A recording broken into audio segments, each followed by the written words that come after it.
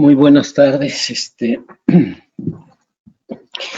Es un gusto compartir con ustedes una temática que complejiza la relación en términos de una serie de conductas que se van a presentar ante una experiencia de dolor, como son las adicciones comportamentales.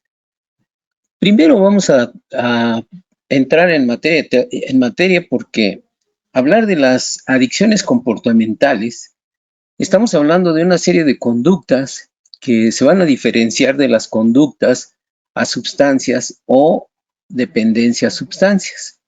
Como tal, muchas veces entender cómo es que esto repercute en la conducta de las personas que atraviesan un proceso de dolor al cual nosotros estamos para atender, de tal manera que en el campo de las adicciones se han dividido últimamente el consumo de drogas, como son alcohol y otras sustancias, alcohol, tabaco, que son las permitidas, y otras sustancias no permitidas, como puede ser cocaína, marihuana, heroína, que a veces son utilizadas con mucha frecuencia para mitigar el dolor ante una pérdida.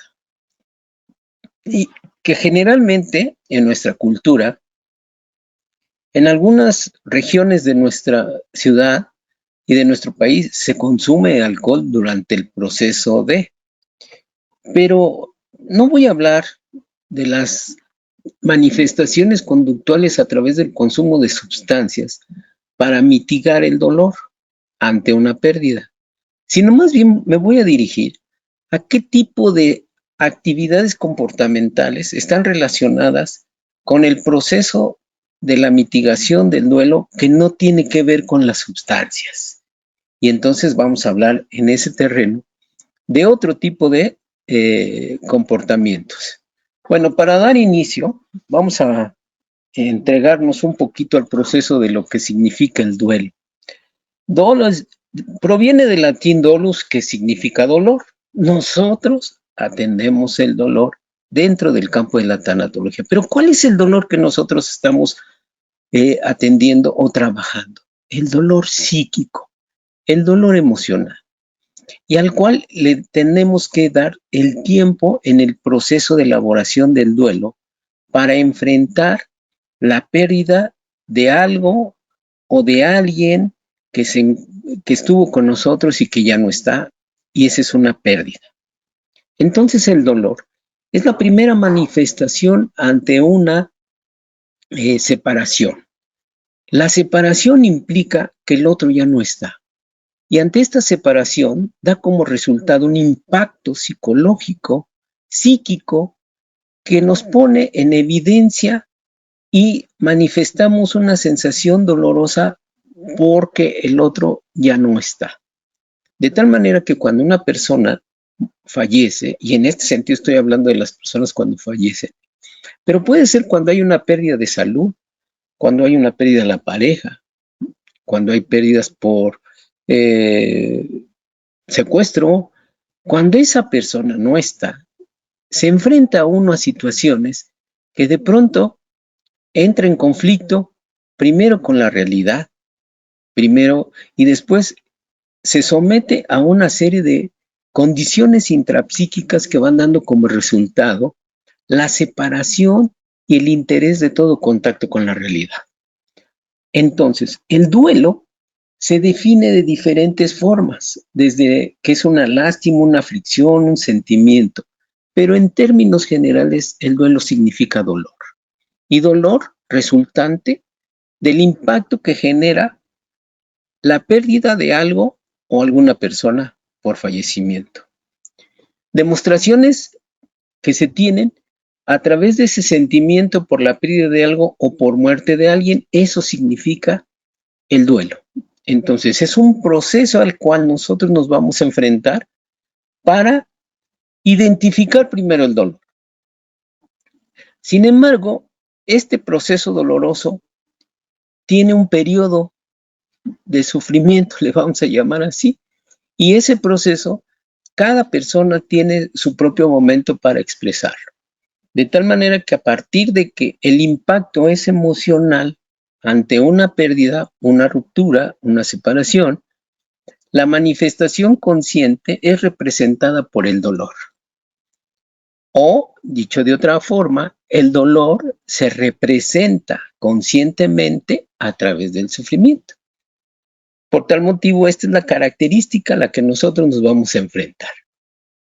Un autor muy importante define al duelo como la reacción frente a la pérdida de una persona amada, una abstracción o muchas veces una idea, un concepto abstracto que nosotros podamos perder. Pero en términos generales es la reacción frente a la pérdida de una persona amada o de una abstracción que se haga las veces de la libertad, del ideal, etc. Por tal motivo, cuando enfrentamos una pérdida, empezamos a reaccionar comportamentalmente y manifestamos ese dolor porque la persona ya no se encuentra. O aquello en lo que nosotros habíamos depositado cierto interés o cierta carga afectiva, y el duelo va a depender mucho de la edad, del vínculo que se tenga con la persona que se pierde, las circunstancias de la pérdida y las condiciones sociales con las que se cuenta en el apoyo para enfrentar esta situación de pérdida. Entonces, dentro de las características de un duelo o de una persona que se encuentra en proceso de duelo, es que va a limitar el interés por el mundo exterior. 2, disminuye la capacidad de amar e inhibe su productividad, porque todo se centra en ese proceso de elaboración y se somete a un trabajo psíquico que empieza a desarrollar procesos en el recuerdo para elaborar la pérdida. A partir de ahí, dice Freud, que la realidad va a mostrarnos, se va a imponer ante esta situación psíquica que estamos desarrollando en la elaboración.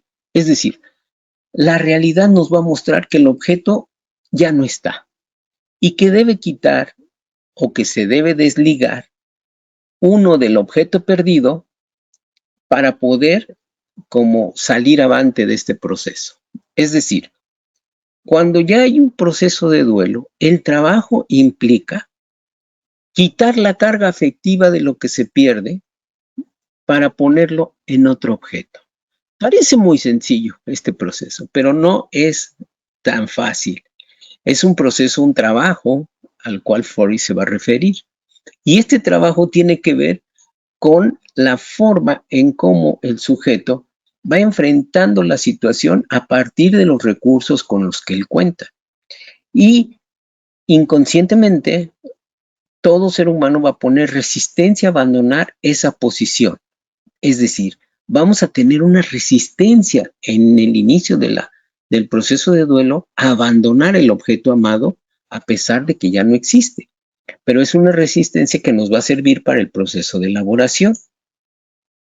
Un autor importante que se llama Melanie Klein diría que todo duelo reactiva los duelos anteriores y perturba la estructura emocional o psíquica, en donde se van a movilizar las angustias y sentimientos de culpa. ¿Qué quiere decir eso? Esta autora nos plantea que ante una pérdida se van a movilizar pérdidas anteriores por el hecho de que muchas veces no las hemos elaborado, muchas veces no las hemos trabajado. Por tal motivo, el proceso en la elaboración implica que ese movimiento es un reajuste de las pérdidas anteriores con la pérdida presente. Muchas ocasiones y con frecuencia, cuando hay una pérdida, hay un dolor que duele demasiado. Hay un dolor psíquico muy intenso. Sin embargo, cuando uno trabaja en el campo de la tanatología, va observando que ese dolor está amarrado a pérdidas anteriores y que esas pérdidas anteriores han quedado ahí como separadas, sin haber sido abordadas ni elaboradas. Por tal motivo, se van a movilizar cuando hay una pérdida actual. vamos a decir que se reactivan. De tal manera que en ese proceso se puede decir que toda pérdida solo se asimila y se acomoda y uno aprende a vivir con ella. Si a eso se le llama superar el duelo, qué importante. Pero con este enfoque, toda pérdida solamente se asimila, se acomoda, porque es como un rompecabezas que vuelve a reajustar las pérdidas anteriores. Y si eso se le ha conocido como superar el duelo, tiene también sus implicaciones y su complejidad, porque cuando uno elabora el duelo, lo que ha perdido no puede dejar otro lugar que el que le corresponde. Es decir, la coexistencia en el lugar de lo que se perdió con otro objeto al cual nosotros volvamos a afectivizar, ese es el proceso de elaboración del duelo. Lo explico de otra manera. Cuando una persona trabaja y elabora el proceso de duelo, en el proceso de duelo, alguna pérdida que haya tenido, entra en esta elaboración, en este trabajo, con el propósito de ir quitando la carga afectiva libidinal al objeto que ya no está. Pero al mismo tiempo puede ser capaz de depositarlo en otros objetos. Cuando esa condición de coexistencia se presenta en el proceso de elaboración, ¿qué quiere decir? Que lo perdido, que lo que se perdió, reserva un lugar en nosotros y ese lugar se conserva a través de la coexistencia con la capacidad de trabajar o de afectivizar a otros objetos. Es decir, la coexistencia es lo que hace que se pueda desarrollar un trabajo de duelo más sano, diríamos, en ese sentido, ¿no? Eso es el proceso del trabajo de duelo, exactamente, para que aquello que se perdió tenga su lugar específico y lo demás continúa en la vida. A través de ese proceso, otro autor muy importante dice, Bowlby, que el concepto de apego y la teoría de los vínculos considera el duelo como una forma de ansiedad de separación de los adultos. Es decir, cuando hay una pérdida, siempre aparecen ansiedades, siempre aparecen sensaciones de tristeza, de depresión y hasta sentimientos de culpa. Se haya atendido o no lo que se pierde, siempre queda un pequeño resquicio de la culpa. Imagínense cuando las cosas están complicadas con lo perdido. Se complica el proceso de duelo porque hay una culpa más severa. Entonces, cuando hay una separación, una pérdida, aparece la ansiedad como una ansiedad de separación. Y es una respuesta a la ruptura en la relación afectiva con el que se fue o con lo que perdimos. Esta ansiedad nos lleva a tener una serie de manifestaciones comportamentales y conductuales. Debido a esa fragilidad, la instancia que nosotros llamamos como nuestro yo, nuestra capacidad de percibir las cosas desde lo interno y lo externo, esa capacidad yoica, le llamamos, el ser humano a veces se ve imposibilitado para tolerar la angustia de la ruptura, esa ansiedad.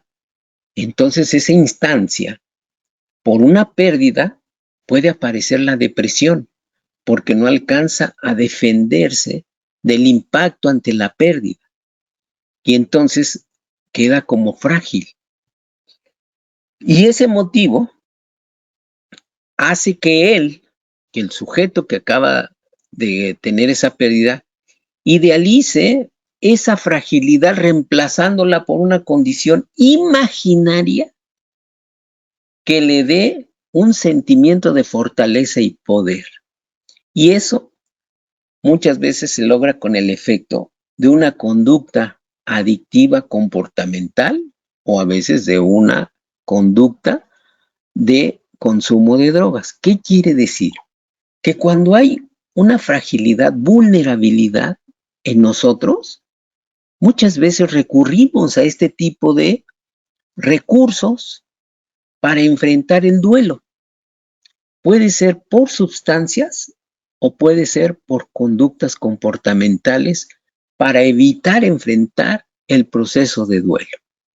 De tal manera que el ser humano utiliza recursos, tanto propios como de los que se van desarrollando en el proceso de la tecnología, que sirven para otras finalidades. Cuando las personas se deprimen, dice el autor, es porque hay una dificultad en la capacidad yoica de realizar la función de transformar el duelo en algo creativo y la participación y la confianza se disminuye. En ese sentido, ¿qué quiere decir?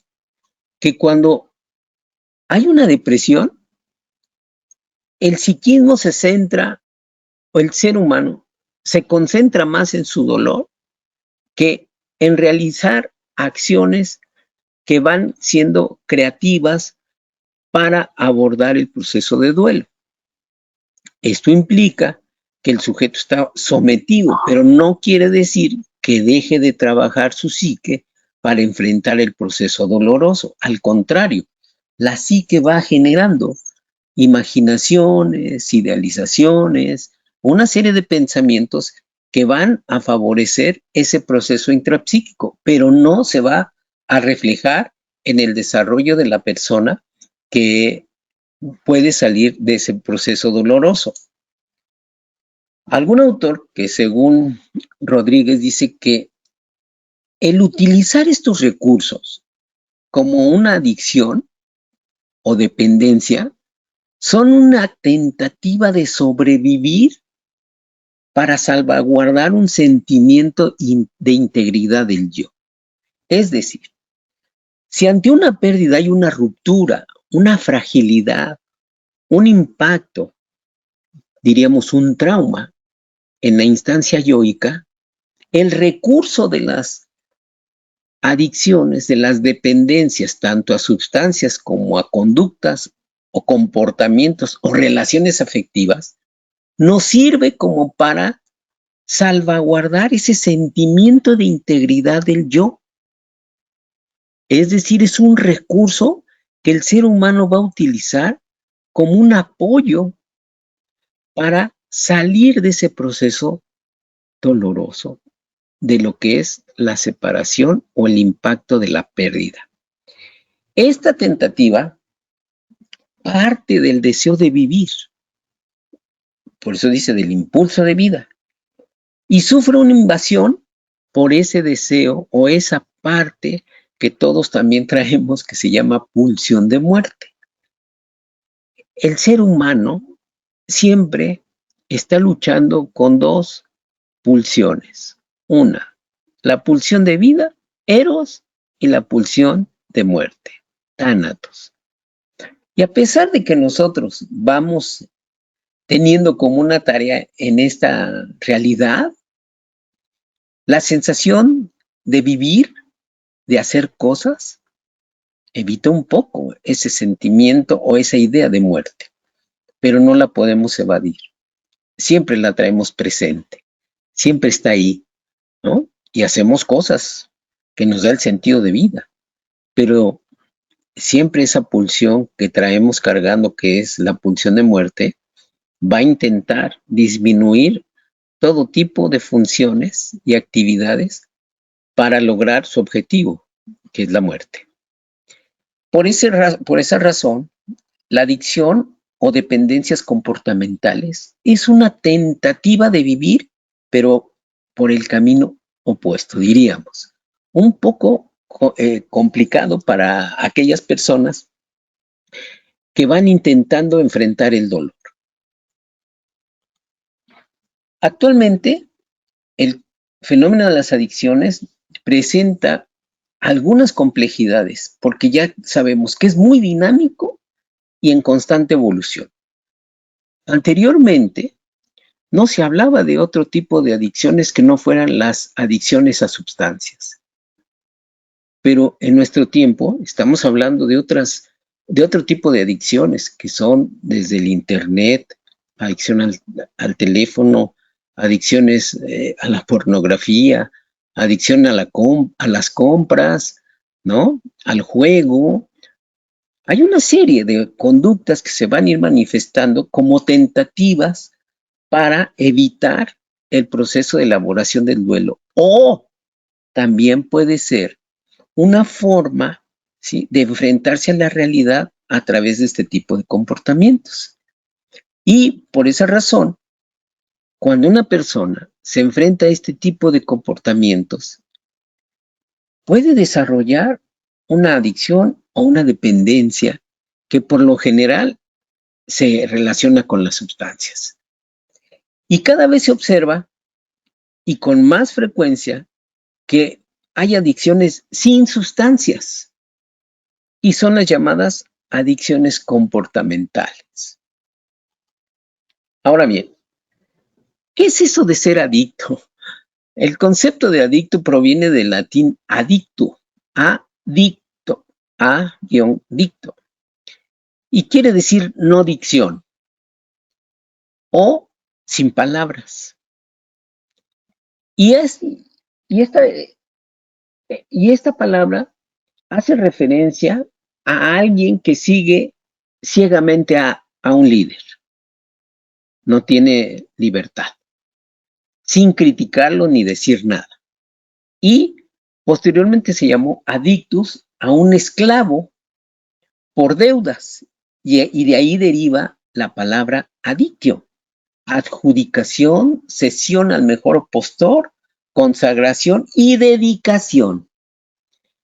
Las adicciones comportamentales tienen un grado de dedicación de tiempo, esfuerzo y compromiso personal que rebasa muchas veces la condición de poder detenerse. Por esa razón, muchas veces se utiliza. Adicción, falta palabra. Toda persona que desarrolla una adicción es incapaz de expresar los sentimientos o el dolor que vive, y por eso se llama falta de palabra, el concepto de adicción. Ahora bien, ¿qué se entiende por una conducta adictiva? Bueno, son aquellas conductas que tienen la capacidad de producir gratificación inmediata o el alivio de algún dolor o un malestar o una incomodidad. Toda conducta que tiene la capacidad de producir gratificación inmediata tiende a la repetición. Y entonces el tiempo que se le va a dedicar es por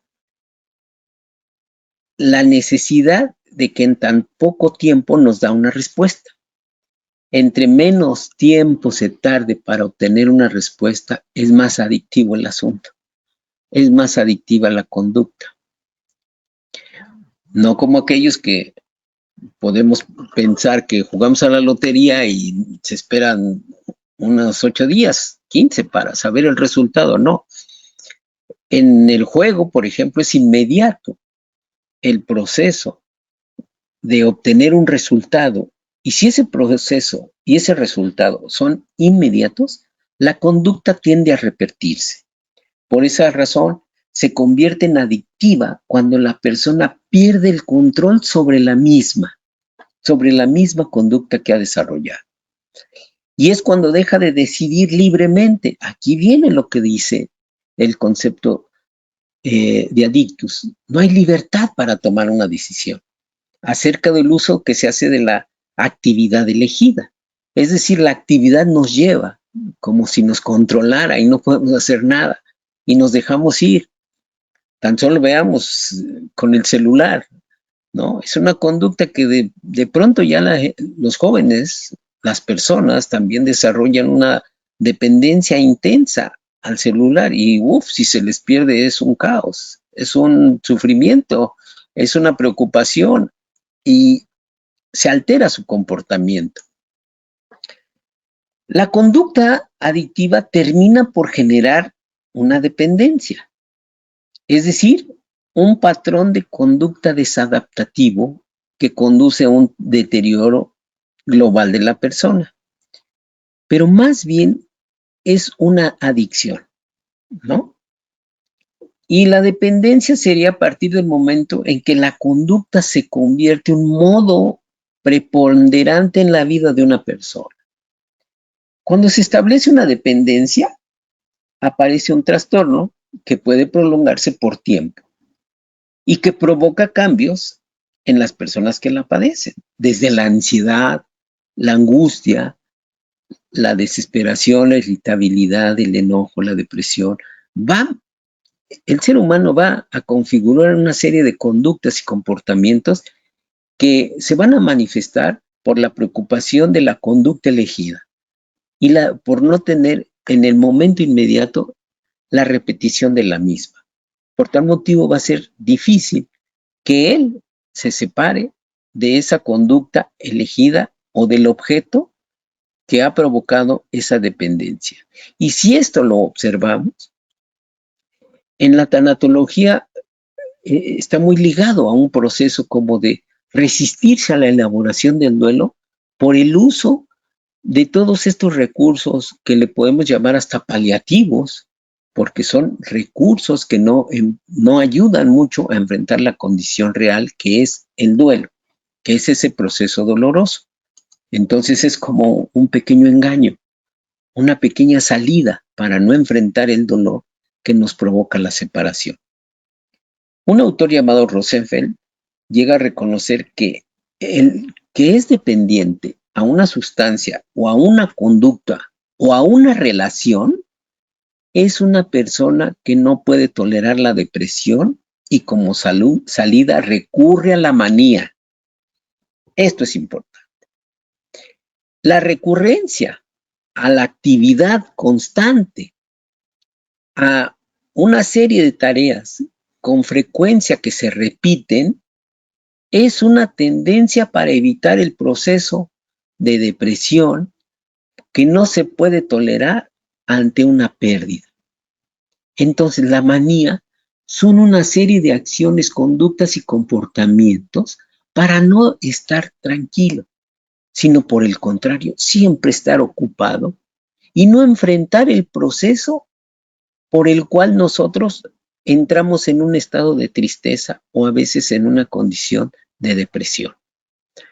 Y su instancia yoica, como ya lo vimos, tiene una fragilidad, tiene que recurrir a agentes externos, ya sea el objeto de dependencia, y a partir de ese objeto de dependencia, echa a funcionar la manía. Por ejemplo, el objeto de la dependencia puede ser el juego lúdico, la ludopatía, y no permite que se interrumpa y está constantemente realizando esa acción. Pero esa capacidad que tiene para el ser humano para enfrentar la situación de una actividad constante, eso no le va a permitir llegar a la elaboración de ese proceso ante una pérdida. Y las salidas para evitar el proceso de duelo es recurrir un poco a la manía, enfrentando de esta manera el proceso y la elaboración del duelo. Ya que el objeto de la dependencia se levanta en el lugar de lo que se ha ausentado, de lo que se ha perdido. Es decir, el objeto, la actividad que hemos nosotros elegido, encima se levanta en el lugar donde estaba lo que perdimos. Por tal motivo, Y ahí donde debió haber aparecido un duelo del objeto perdido, no hay sino lo imposible, lo innombrable, y que se representa por ese objeto de dependencia, pero que además eso innombrable se llama dolor psíquico, que el dolor no tiene otra significación porque es tan real que no hay forma de significar el dolor.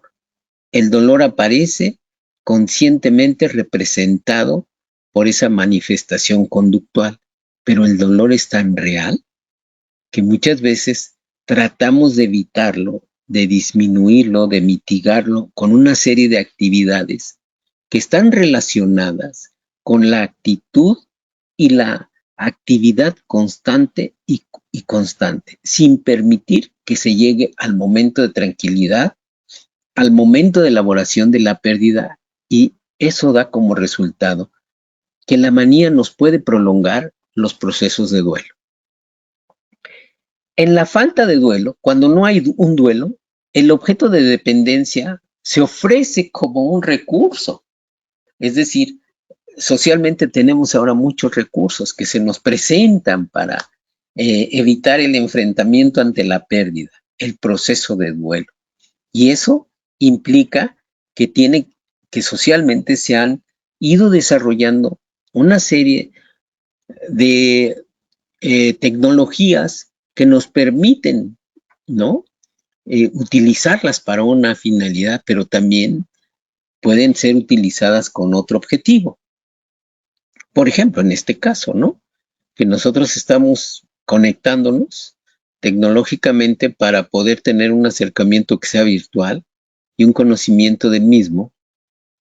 Y esa es una tecnología, pero también ya cuando uno hace de este objeto una necesidad, una dependencia, entonces es cuando el sujeto pierde el control de la misma y ya no la puede controlar. Y a partir de ello, está constante su preocupación en repetir la actividad de la cual haya elegido.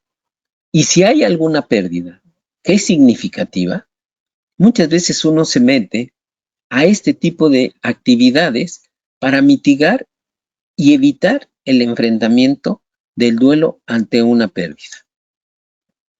¿Cuáles son los recursos, le llamo paliativos, como para enfrentar el duelo, de los cuales el ser humano recurre para evitar el dolor y congelar un poco el duelo?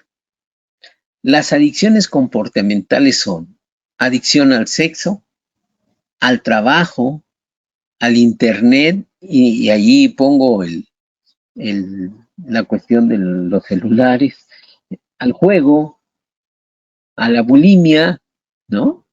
A compras, a las compras. Entonces, la manía es salir y gastar. Al sexo es tener toda la actividad que se pueda tener para evitar el sufrimiento ante una pérdida. Y generalmente eso ocurre cuando hay una pérdida significativa. De inmediato la actividad en relación al objeto se pone en marcha y entonces eso no permite la elaboración. Se va desarrollando una conducta de carácter sexual muy, ahora sí, hipersexual le vamos a llamar, que no puede permitir detenerse. Por el contrario, incrementa más este tipo de vínculos. Y en ese sentido, también hay relaciones afectivas muy intensas, ¿no? Como que siempre con alguien y no se puede romper con esa persona porque hay una relación intensa y afectiva, pero que no nos va a permitir enfrentar el dolor ante la pérdida. Estos son los recursos paliativos muchas veces a los que uno recurre para mitigar ese sentimiento. Por tal motivo hay que investigar. En la tanatología hacemos un proceso de investigación a ver cómo el sujeto está enfrentando el proceso de la pérdida, cómo elabora la situación a la cual se ha enfrentado y de qué manera, ¿sí?, está teniendo o manifestando esa resistencia. Ese es el trabajo. del duelo que nosotros implementamos en una intervención tanatológica. Esta investigación implica que el sujeto tiene algunos recursos para enfrentarse ante una pérdida, pero también puede utilizar otros, como es esto, aquellas personas que al trabajo le dedican muchas horas. Por tal motivo también es un recurso para estar fuera de casa y no experimentar ese proceso ante la situación de la pérdida. El internet, pues no se diga. Digo, hay personas que se meten tanto que empieza una desorganización de su comportamiento y de su conducta. Y el juego, la ludopatía, es otro de los recursos más socorridos para no enfrentar las situaciones de las pérdidas. Las compras, pues, ¿qué les puedo decir? ¿No? Uno compra y va obteniendo cosas que a veces ni necesita, pero el objetivo es quitarse esa angustia que muchas veces las personas a las compras creen que va a disminuir en la medida de la adquisición de algún objeto.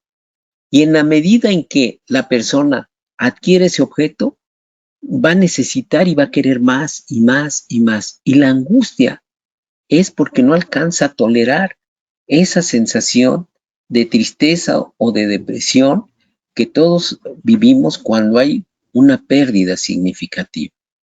Y entonces es una forma maníaca, le vamos a llamar, de llevar a cabo las compras. Se compra lo que uno no necesita, aunque no sea útil para uno. Pero el recurso es evitar esa sensación de ansiedad y angustia que le genera el no adquirir cosas. Pero esa no es la ansiedad original. La ansiedad muchas veces está puesta en el proceso del sufrimiento interno. Hay que tomar en cuenta que las adicciones comportamentales y las adicciones a sustancias tienen un proceso. En principio de cuentas hay una relación con sustancia o con una conducta o algún acto compulsivo. Uno se relaciona con una sustancia y genera una dependencia, pero no por las características de la sustancia. Tiene que ver con el sujeto, con la sustancia y con los efectos que logre a través del consumo. Y tiene que ver también esa relación cuando hay una conducta o un acto compulsivo. El resultado que se obtenga de esa repetición de esa conducta es lo que va a dar como un significado psicológico y cambia su forma de la percepción de la realidad. De tal manera que todo tiene que ver la relación, ya sea sustancia o comportamiento, y el significado psicológico que va teniendo a través de la respuesta que tiene como resultado. Y esto puede dar una dependencia, puede generar una dependencia extrema y desarrollar una enfermedad adictiva o dependiente. Entonces, todo tiene que ver con esa relación que el sujeto establece con la conducta, el significado que encuentra en ella a través del resultado por la experiencia repetitiva y placentera, y que va perdiendo el control de la misma para desarrollar una enfermedad adictiva. También este autor Rosenfeld coincide en afirmar que el sujeto adicto, que en el sujeto de una conducta o una adicción, existió una relación frustrante durante la función materna en etapas tempranas del desarrollo. ¿Qué quiere decir? Que las dependencias están amarradas a esta experiencia infantil donde la función materna presentó fallas significativas y que esas fallas dieron como resultado que la persona tomara como alternativa una conducta o una sustancia para salir de ese sentimiento doloroso que fue constante y frustrante en los primeros años de vida. Y claro, dice, la ausencia real incrementa las fantasías acerca de una madre, una función materna interna que no tolera los cambios de humor ni la angustia de su hijo. Quiere decir que esa función materna pudo haber tenido su influencia en el desarrollo del sujeto, de la cual no permitió ni siquiera a una angustia que experimentara el hijo porque se la limitaba. Esta es como una teoría que nos dice, pues este es lo que hemos encontrado, es que hay fallas en la función materna en la crianza de los hijos. Y la función materna tiene que ver con no saber tolerar la angustia de los hijos en su proceso de desarrollo o las ansiedades. Y la función materna constantemente las vio frustradas, esas conductas. Se puede observar que el origen y desarrollo de una enfermedad adictiva se presentan pérdidas, ¿correcto? Hay pérdidas significativas que pueden dar como resultado que un sujeto desarrolle una dependencia. Ante una pérdida, como es la función de la figura materna, en etapas tempranas, la necesidad de obtener ese objeto de gratificación es la búsqueda constante a partir de las conductas comportamentales. En el sentido de separaciones y duelos no elaborados, se van a reactivar esos procesos del desarrollo evolutivo durante la adolescencia, infancia y adolescencia. ¿Y por qué en la adolescencia? Porque en la adolescencia hay una ruptura en el desarrollo evolutivo, hay un cambio en la imagen, un cambio en la condición de la relación con los padres y un cambio en la condición de la relación del lugar que jugaba el adolescente en una familia. Entra de por sí, por proceso natural, en una serie de pérdidas de su identidad, de la relación que tiene con los padres principalmente. Y ese dolor no elaborado también puede favorecer mucho las conductas que ahora vemos en los adolescentes, como una alternativa, ¿sí? El recurso evitativo que sería el uso de los juegos, los videojuegos, con tanto tiempo que no alcanzan a elaborar el proceso de su desarrollo en una condición de duelo por proceso adolescente. Y se meten tanto a la condición de las actividades de los videojuegos que se les pasa ahora sí que como ese proceso doloroso a partir de una relación con el otro que es virtual. Pero es una forma también, ¿no?, de enfrentar el dolor que implica el cambio en los sujetos en su proceso de desarrollo. Y dice que para enfrentar este tipo de pérdidas, se tiene que hacer un trabajo de duelo y elaborar aquello que se ha perdido con el objeto de la dependencia. Es decir, no hay forma, porque lo más importante es que todo lo que uno vive siempre queda en el recuerdo y no se olvida. Todas las experiencias que nosotros tenemos, desde que nacemos hasta que morimos, quedan en esta condición de la memoria y no se olvidan. Y en determinado momento pueden aparecer registros hasta de la infancia. Se pueden hacer a reactivar en la actualidad y son sucesos significativos. Pueden ser muy gratificantes o dolorosos, pero son experiencias que quedan en el registro de la memoria y en determinado momento vuelven a aparecer. Por eso se habla de que cuando una función materna presenta algunas fallas constantes en el proceso de maternaje, el infante lo va a registrar primero en el cuerpo y luego en el registro de la memoria. Y el cuerpo también es una memoria para nosotros. Y cuando eso se reactiva, se reactualiza, pueden venir esas sensaciones de pérdida, de dolor, por algo que no se puede tener. Y se puede entender la pérdida como la privación de algo que se ha tenido, el fracaso para mantener o conseguir algo con un gran significado para la persona. Una pérdida implica que algo que hemos tenido ya no lo tenemos y que aquello que no teníamos tiene un significado muy particular para cada ser humano. Por esa razón, las conductas comportamentales nos ayudan a enfrentar el duelo a partir de la conducta, como se dice, maníaca, con una actitud constante de actividad sin freno ni control, y que el sujeto no la puede controlar, o el ser humano.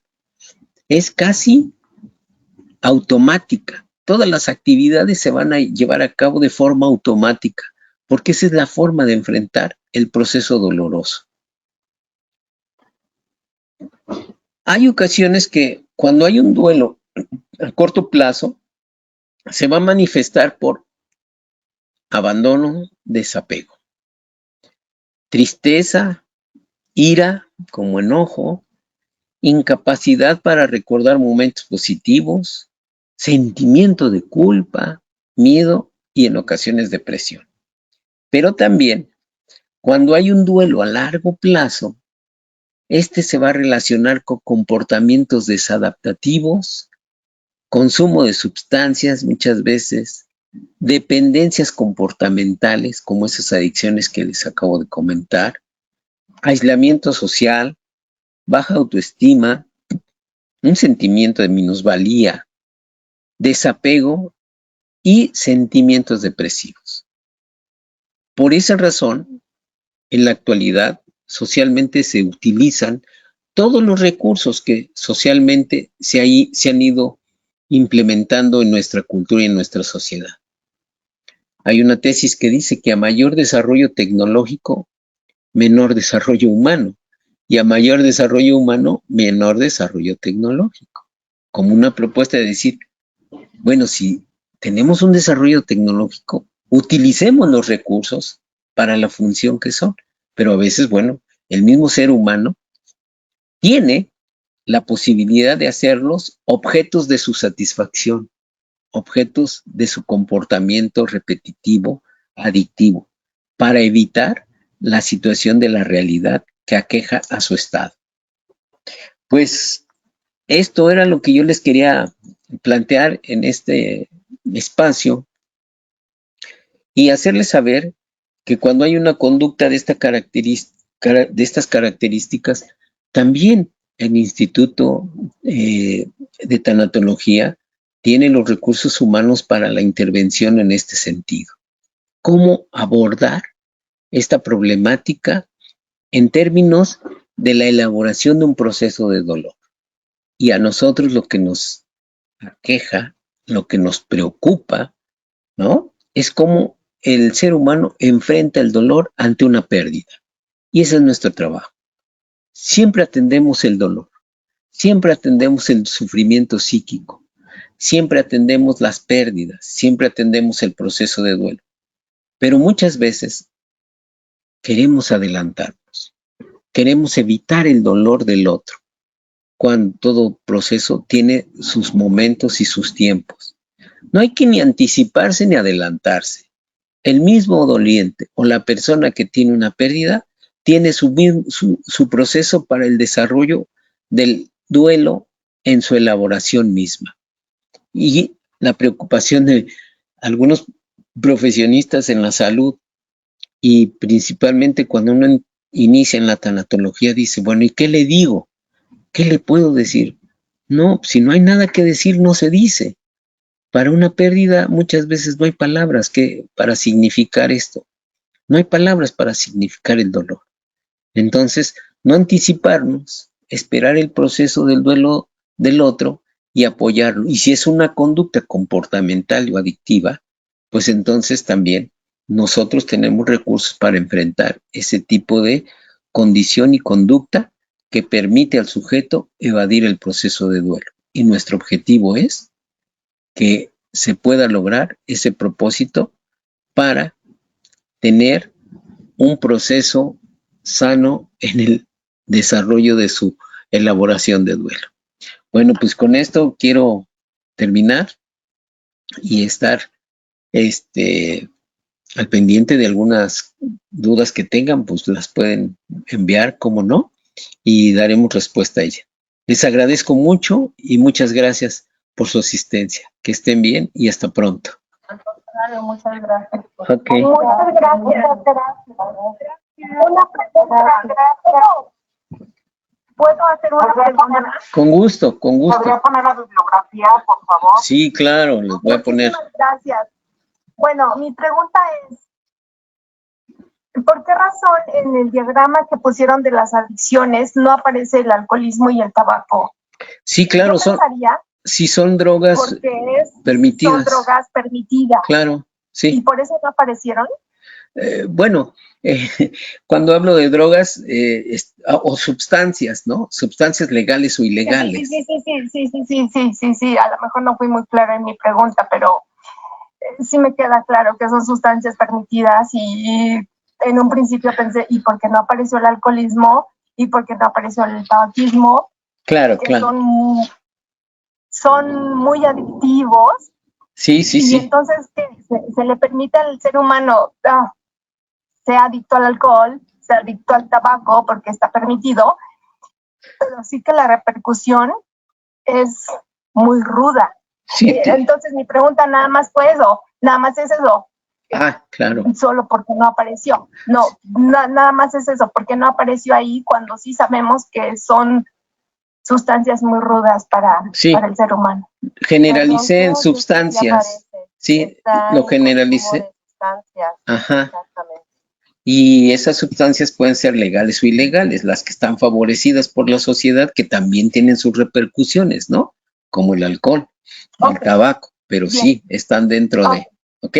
Hasta luego. Qué amable. De nada. Qué amable, muchas gracias. De nada. Hasta luego. Hasta luego.